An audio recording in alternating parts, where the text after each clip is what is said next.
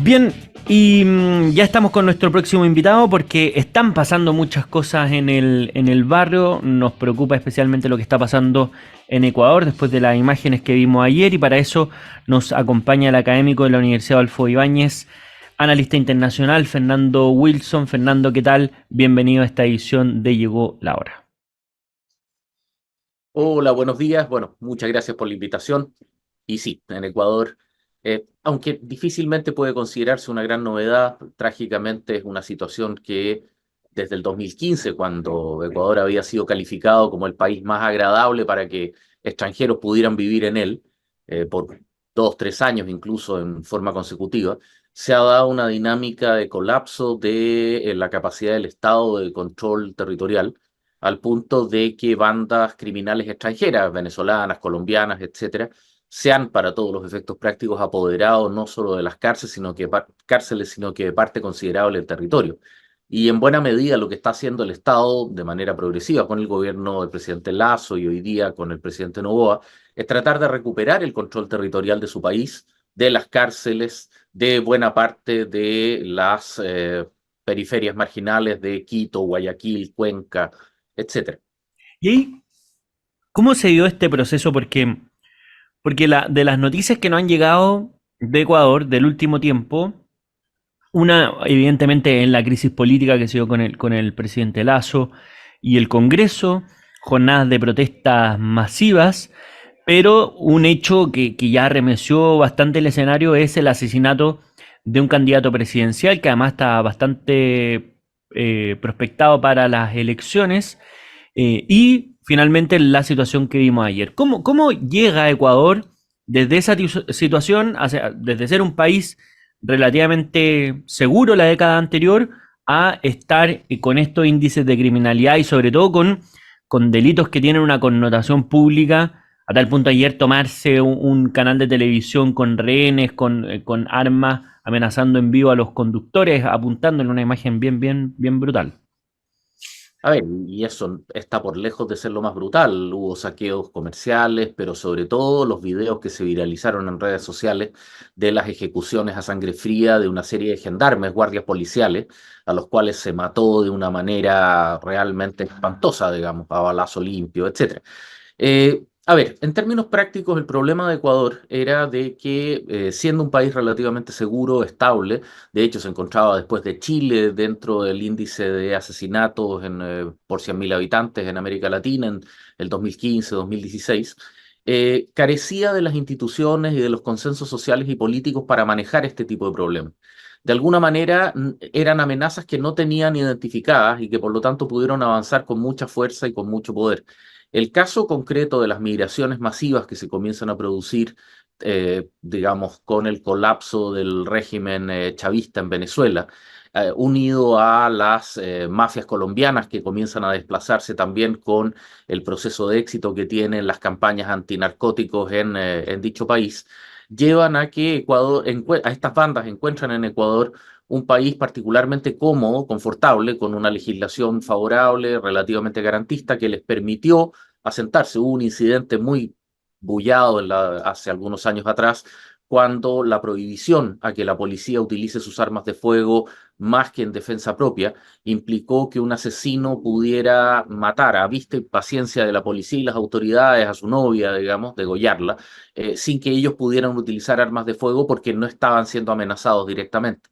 Eso mandó un mensaje particularmente brutal en el que le permitió precisamente a estos grupos irregulares instalarse del país y avanzar rápidamente, no solamente a través del establecimiento de sus redes de tráfico, sino que también de control territorial.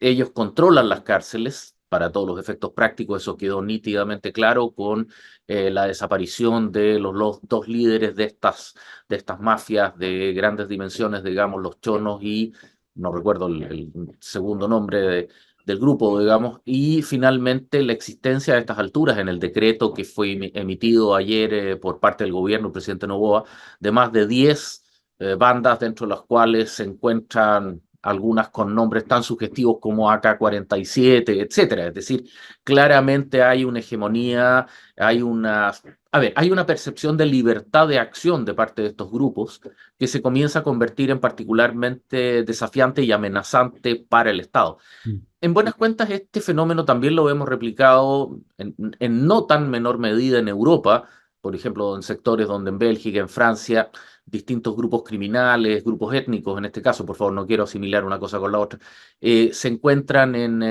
dominando barriadas de grandes ciudades. Recordemos hace algunos años ya unos atentados terroristas islamistas radicales en Bruselas, en Bélgica, que se Mm. originaron en las condiciones brutales de vida en el barrio obrero de Maalbeek, que también estaba fuertemente permeado, digamos, por grupos marginalizados dentro de la sociedad. En términos prácticos, con lo que nos encontramos acá es que la globalización permite desplazamiento de grupos que rápidamente descubren aquellos sectores, aquellas sociedades, aquellos estados que no tienen herramientas de seguridad efectivas para contener este tipo de criminalidad y de esa forma prosperar en ello. Y la demostración del caso colombiano es que nos demuestran que en tiempos extraordinariamente rápidos, 4 o 5 años, pueden llegar a disputarle al Estado el control del territorio. Claro. Y ahí, Fernando, cuando vemos el origen de este crimen organizado, tú mencionaste el factor internacional.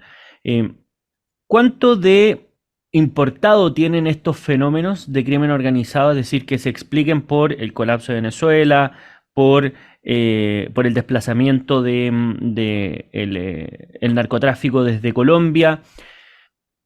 ¿Son grupos que influyen desde fuera y por tanto son nacionales básicamente o son abiertamente extranjeros que se instalan en los distintos países? Porque una cosa que se ha discutido últimamente en Chile también, y es que mucho de estas formas de cometer delitos vienen protagonizadas por extranjeros a tal punto en que las víctimas también son extranjeras, es decir, es una cuestión como bidireccional No, también.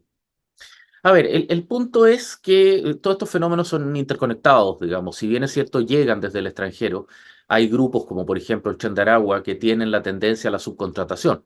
Es decir, están dispuestos a buscar a aquellos ejecutores o aquellos que estén dispuestos a asociarse con ellos territorialmente. Ya veíamos el caso en el norte de la banda de los gallegos, etcétera, que son de alguna manera ramificaciones o derivaciones. Y luego se produce el efecto imitativo, digamos, si es que el nivel de violencia dentro de la acción criminal se eleva, innova, crece en distintas formas, el criminal nacional tiene que competir, digamos, me siento tentado a llamarlo casi hasta darwinianamente, digamos, para subsistir y preservar sus cotas de poder, sus espacios de acción. Indudablemente hay una interconexión, pero el fenómeno permea y tiñe a los procesos de criminalidad local, produciendo un efecto generalizado de incremento de violencia eh, y de amenaza a la sociedad. A ver, esto es un fenómeno que indudablemente es regional, no puede ser tratado de manera exclusivamente nacional, pero en términos al menos de la sintomatología local, tiene que ser manejado con claridad institucional y con un mensaje nítido y claro, algo en lo que evidentemente en Chile no tenemos consensos y en los respecto a los cuales hay mensajes abiertamente contradictorios en los distintos sentidos, digamos. Se ha convertido en un tema de debate político más antes que una plataforma de debate y algo en lo cual tengamos un consenso nacional claro para poder enfrentarlo y manejarlo. Y viendo lo que está pasando, ¿a ti te parece que es un, un escenario donde Ecuador fue más proclive a que ocurriera esto o, dado el fenómeno continental que estamos viendo, hay otros países que podrían enfrentar este peligro? Porque lo advierten otros países, ¿verdad? Argentina, la ministra de Seguridad dice, no, no, estamos dispuestos a mandar fuerzas de seguridad. Perú fortalece la frontera con Ecuador. Es decir, de una u otra manera los países también están percibiendo que esto tiene algo de idiosincrático ecuatoriano, es decir, de particularidad ecuatoriana, pero que el resto de los países no están exentos de una realidad que les llega también como balde de agua fría. A ver, seamos directos, esto no es un fenómeno que nazca en Ecuador, esto es un fenómeno importado a Ecuador. Pero Ecuador efectivamente tiene una fragilidad institucional que es estructural, digamos que se deriva de décadas, no de toda su historia, en la cual no ha logrado consolidar estructuras de poder, un Estado realmente fuerte, unas instituciones, digamos, creíbles y permanentes.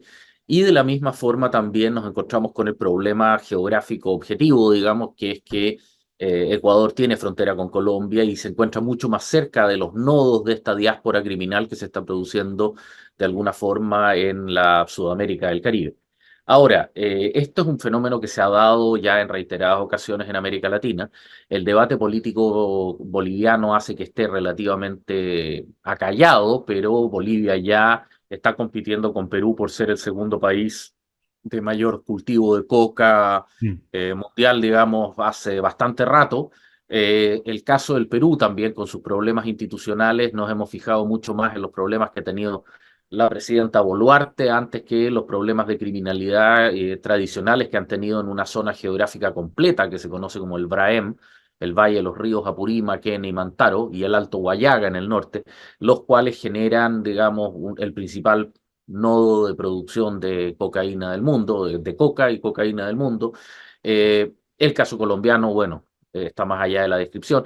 Entonces nos encontramos con un fenómeno interconectado a nivel regional del cual ningún país latinoamericano pueda decir que esté exento. Y el caso chileno, bueno, ya claramente no solamente somos ruta de extracción, nuestros puertos ya están siendo reiteradamente utilizados y es público y notorio, por ejemplo, el hecho de que la escasez de escáneres, su inoperatividad en los puertos, etcétera, permite un flujo relativamente poco controlado. Y finalmente digamos, la progresiva pérdida, o sea, más bien el debate político chileno, centrado en la legitimidad y autoridad del ejercicio del poder del Estado y de las policías, que de alguna manera restringe dicha condición. Más aún en una situación política de coyuntura donde las señales son ambivalentes en distintos sentidos, bueno, nos encontramos en, digamos, en un escenario en que, si bien es cierto, llegar a los extremos de Ecuador puede parecer quizás excesivo, ciertamente es una luz de alarma respecto a la manera en que hemos conducido nuestro manejo del crimen. Eh, Ciertamente el problema criminal no es simplemente una percepción, como lo manejaba como lo planteaba la ministra Vallejo, es un problema estructural que tiene que comenzar a ser enfrentado de manera multiagencial, organizada y desde una perspectiva estatal coherente y centralizada. Y ahí, cuando se producen este tipo de fenómenos, a lo largo de la historia, al menos hay dos cosas que pasan que son muy reconocibles. Uno es la tolerancia o convivencia de estados que finalmente ceden territorio y acción a los grupos de crimen organizado, un poco una figura de estado un poco fallido, que es lo que pasó en Colombia en los 90 y a inicios de los 2000. Eh, y otra es que la ciudadanía empieza a desconfiar de la democracia como la forma para resolver este tipo de problemas, porque claro, empiezan estos cuestionamientos también, o venimos de cuestionamiento a las fuerzas de orden y seguridad y a la legitimidad del uso de la fuerza por parte del Estado. Entonces, son caminos que evidentemente son complejos si es que uno quiere enfrentar de forma más firme el crimen organizado. Pero últimamente hemos visto que la salida más próxima, si se quiere, es una salida más bien a lo Bukele. Eh, ¿Te parece que estamos en un escenario de este tipo? Porque ayer uno veía las declaraciones del presidente Noboa, lo que hizo el Congreso Nacional, que un poco decirle, oigan, ustedes tienen una manga Ma- ancha, carta blanca, como se dice, que es bastante particular porque lo hacen a priori.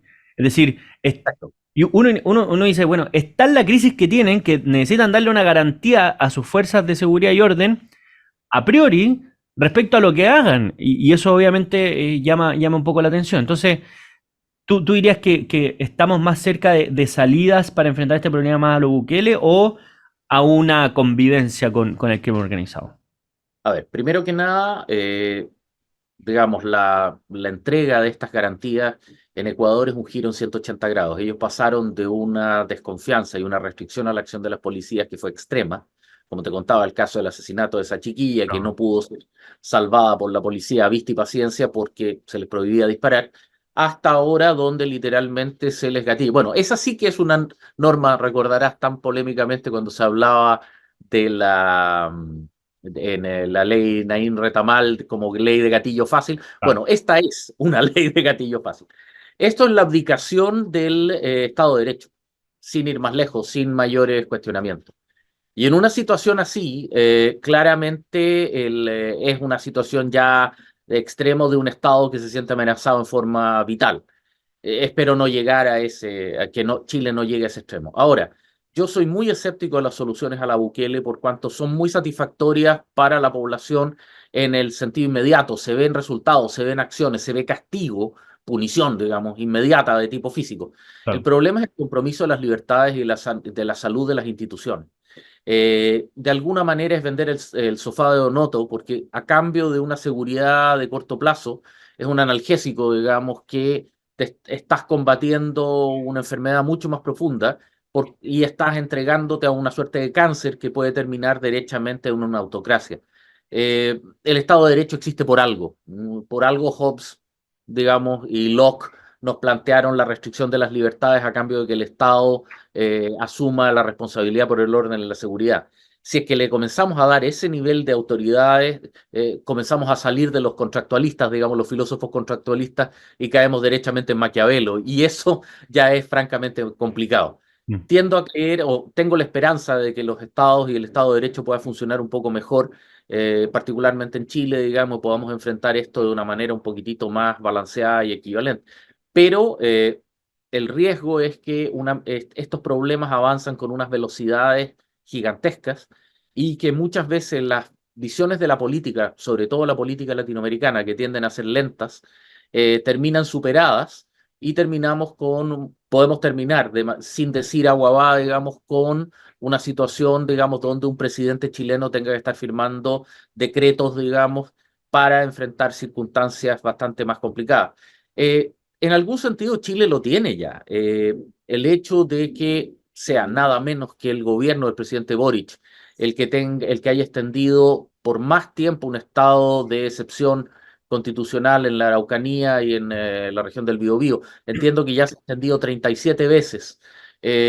Ayer, sin ir más lejos, se capturaban tres líderes de la resistencia mapuche Lafkenche, digamos, en un operativo conjunto de las policías y de la Infantería de Marina. Bueno, eso comienza a generar un escenario en el cual claramente estamos normalizando situaciones que no son normales. Y me pregunto si es que el presidente Boric pretende continuar más allá de la primera mitad de su gobierno manteniendo un estado de excepción en la Araucanía, o se comienza a buscar soluciones permanentes que vayan más allá de meramente, eh, digamos, una medida reactiva, como es el caso de esta. Se podrá decir que la comisión de reconciliación, de conversaciones, de negociación que convocó, liderada por el senador Huanchumilla y el señor Moreno, pero la verdad es que esas son medidas de largo plazo, no mm. son medidas estructurales que permitan decir que se está controlando el sistema o se está controlando el problema de forma directa, digamos, a través de acción positiva del Estado. Y hay una cuestión que no sé si es que, bueno, seguramente hay experiencia internacional al respecto, pero ¿cómo influye el factor ideológico del gobierno que esté en el poder para enfrentar este tipo de cosas? Me refiero a que, claro, uno podría decir, si hay un gobierno de izquierda que es más escéptico de el uso de la fuerza por parte del Estado, al menos de esta izquierda más moderna, eh, uno podría decir que sea ese gobierno el que realiza estas medidas de fuerza, podría tener un problema de legitimidad dentro de su fuerza política y por tanto desfondarse. Y por otro lado uno dice, bueno, es que si es un gobierno más cercano a la derecha, va a tener una oposición absolutamente férrea respecto al uso de la fuerza y por tanto esa utilización podría carecer de la legitimidad necesaria para ser efectiva. Eh, ¿Cómo se ha dado en los países esta situación cuando está en juego el Estado de Derecho y el Estado mismo, y no solamente el gobierno de turno, pero estos juegos ideológicos, si se quiere, entran en juego, ¿verdad? A ver, es que ahí hay un error conceptual, que es utilizar el tema de la seguridad interior y la lucha contra el crimen organizado como un factor de política contingente, activa y de carácter permanente. En esa situación, la amenaza estructural que representa este desafío no permite ser enfocada como un tema de trinchera. No. De alguna forma, las mecánicas que tuvimos durante el estallido, digamos, o el comportamiento que tuvo la entonces oposición, hoy gobierno, respecto a las leyes de seguridad o normas, etcétera, claramente representan una no comprensión del fenómeno básico. Quizás, digamos, quedarse demasiado anclado en diagnósticos de paper académicos, donde se tiende a considerar a la criminalidad simplemente como una condición de víctima. Cuando en términos prácticos se trata de alternativas de negocio o alternativas académicas, digamos, académicas, alternativas activas de tipo laboralizante. Hay Claro. personas para las cuales el Estado, la sociedad, no les ofrece condiciones que sean comparativamente más convenientes que el crimen organizado y por lo tanto comienza a producirse mecanismos y dinámicas que son realmente complejas. La consideración de alguna manera garantista de las amenazas de seguridad, considerar al criminal como una víctima más que como un actor autónomo que ha tomado opciones de actuar en esta condición, genera un choque de concepciones de realidad que resulta particularmente compleja. Esta visión existió en Europa, se dio con forma activa y también en los Estados Unidos en la década de los 80.